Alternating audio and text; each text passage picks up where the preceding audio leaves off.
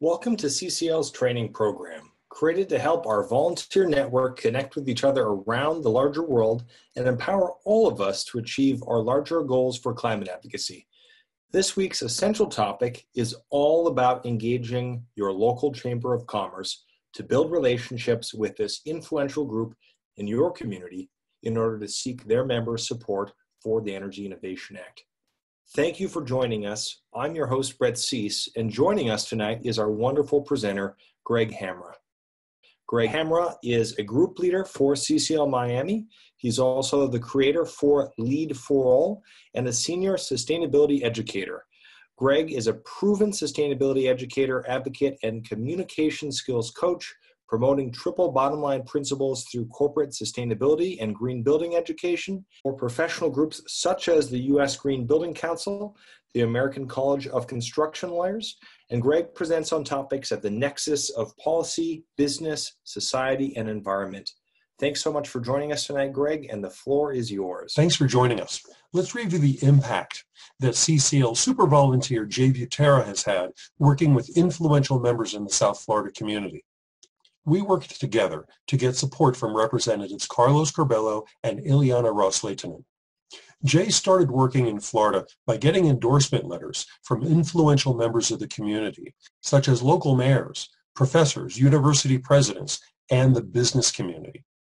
We asked these leaders to complete leaders' letters, which were to be delivered to our members of Congress. Next, we scheduled meetings, and we delivered the signed endorsement letters to the district offices. This was very impactful. But our greatest impact was engaging with influencers in the community and bringing them to lobby meetings in the district offices of our members of Congress. Involvement like this, influencers attending lobby meetings, shows support in the district for climate action. It's these further types of actions that we're adding to our already successful endorsement program. So what is a Chamber of Commerce? Well, it's a nonprofit organization comprised of members, generally business leaders within your community. Members are local employers, that is, job creators. Each chamber is governed by a president and a board. In the case of the Miami Beach Chamber of Commerce, they call it the BOG, or the Board of Governors. They often lean conservative, and they are influential. So you're probably wondering, how would you engage your local Chamber of Commerce? The key is to form relationships, get to know people on a casual, easy basis. Find someone you know in the chamber. And one way to do that is to look on their website and see which businesses you might already be doing business with. It could be a local dry cleaner. It could be a local pizza shop, or it could be a bank where you have your accounts. Ask your CCL network and your network of friends or people at the church or your business community who they know who might be members of the chamber. Chances are you already know some people who are members of the chamber.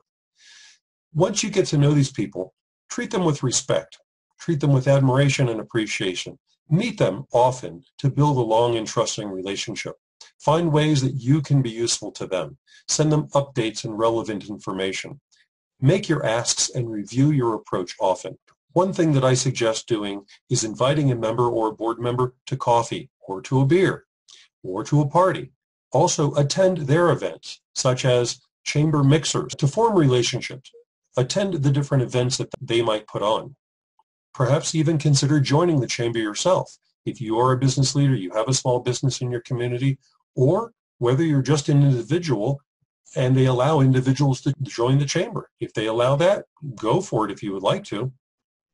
And then, whether you join or not, propose a presentation, an information session on a market-based policy response, which is an alternative to big government regulations. This is a great pitch.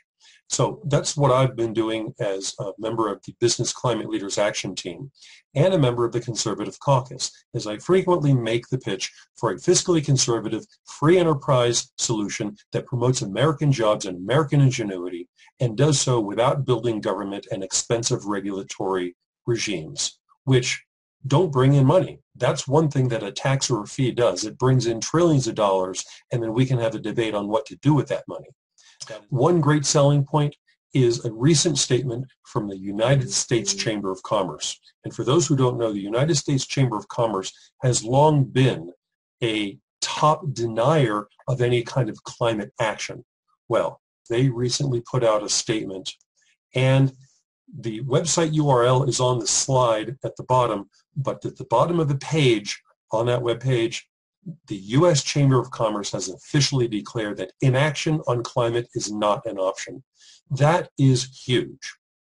Remember that chambers can take many different actions to impress members of Congress with their support for the bill.